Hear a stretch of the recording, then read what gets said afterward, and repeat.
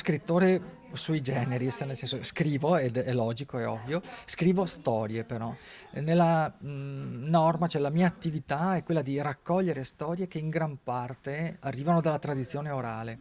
e mi piace anche l'idea di restituirle così come mi sono state raccontate. E amo definirmi quindi anche un cantastorie, ecco, uno scrittore, ma uno scrittore cantastorie.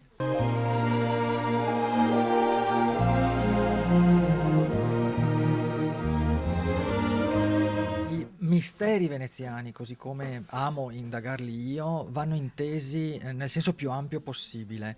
Segreti, aneddoti, circostanze curiose, misteriose e in linea generale tutto quello che può attirare la curiosità e l'attenzione di un potenziale lettore verso una conoscenza sempre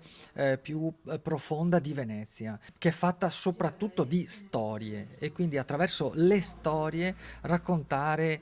la storia, quella con la S maiuscola, quella già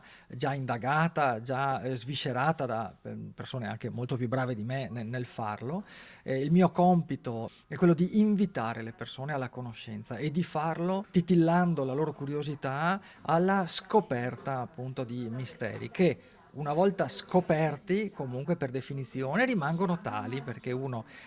riesce in qualche modo ad arrivare a capo di un mistero, ma una volta svelatolo mantiene inalterato il suo fascino e quindi può essere ripresentato addirittura molte e molte volte. Nell'arco di questi ultimi anni il mio lavoro più nuovo è Il mistero della donna vestita di nero. E in realtà è un mistero che trae origine purtroppo da un fatto di cronaca avvenuto nel 1947 ed è il rapimento di un neonato, Giorgio Baldrocco, che nel momento in cui viene sottratto al padre, i genitori erano fruttivendoli che avevano un banco a Piazzale Roma, da una donna vestita di nero scompare nel nulla. È una storia che ha dei risvolti come dire, inquietanti, perché questa donna scrisse delle lettere ai giornali,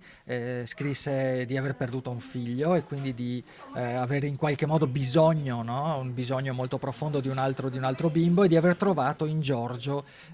ciò che cercava. Il bimbo fu logicamente cercato dalla polizia, furono lanciati appelli, furono lanciati addirittura dei volantini dagli aerei di linea, ma non fu mai trovato. Oggi Giorgio Baldrocco, se è vivo, ha 66 anni e quindi ha un'età assolutamente normale e probabilmente non sa quale è per davvero la sua famiglia d'origine. Lui ha tre sorelle, due nate prima della sua stessa nascita e una nata dopo, che vivono tra Venezia e Mestre e chissà lui insomma dove vive, dove abita. L'uscita di questo libro ha scatenato in realtà un sacco di pulsioni che erano rimaste sopite per più di 60 anni, perché da quando è uscito il libro è arrivata una ulteriore lettera anonima al Gazzettino di Venezia della sedicente figlia appunto di Giorgio, che afferma che il padre è morto e racconta tutta una storia dando dei particolari inediti addirittura su come si sarebbe verificato il rapimento e della vicenda assieme al Gazzettino che l'ha sostenuta molto e che la sostenne all'epoca perché per esempio nel 47 lanciò una sottoscrizione con una taglia vera e propria da elargire a chi avesse dato notizie utili al ritrovamento del bimbo. Assieme al Gazzettino, dicevo, se ne è occupato la trasmissione di Rai 3 Chi l'ha visto, che sulla base proprio del volume ha voluto avviare un'indagine che è tuttora in corso e che quindi magari proprio nel corso della fine di quest'anno o dell'inizio del prossimo potrebbe portare a degli sviluppi inattesi o forse attesi a seconda dei punti di vista. Un libro per piacere deve avere una storia o delle storie, come dire, genuine innanzitutto. Io parlo per me, chiaramente non ho ancora scritto un romanzo, magari mi cimenterò anche in questo. Le storie che io propongo sono storie che non traggono in inganno il lettore, ecco, come dire, c'è sostanza, c'è una sostanza storica innanzitutto, una sostanza filologica, etnografica nel mio caso, perché appunto faccio ricerca sulla tradizione orale.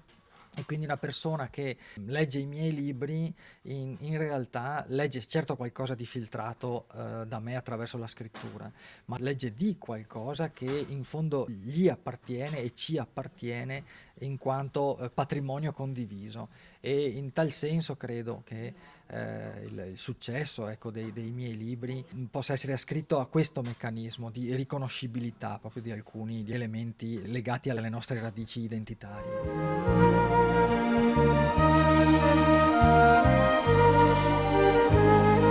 Quest'ultimo decennio, forse, stiamo assistendo a un paradosso. Scriviamo tutti molto di più, perché usiamo i telefonini, perché usiamo l'iPad, il computer, l'email, e quindi quello che non avveniva fino a 15-20 anni fa, cioè che la gente scrivesse molto, è invece avvenuto. Noi scriviamo moltissimo, Twitter, Facebook,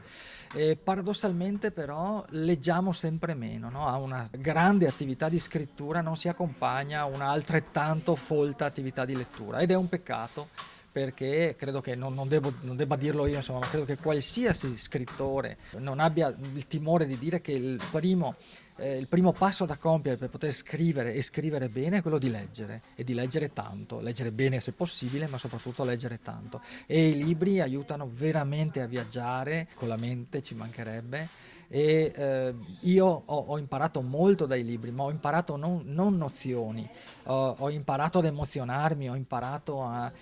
conoscere altre storie attraverso la lettura, e quindi ho provato emozioni che forse non avrei provato vivendole, ecco, perché magari la vita mi ha portato o mi porterà altrove, ma che avendole vissute attraverso la lettura diventano ugualmente vere, ugualmente reali.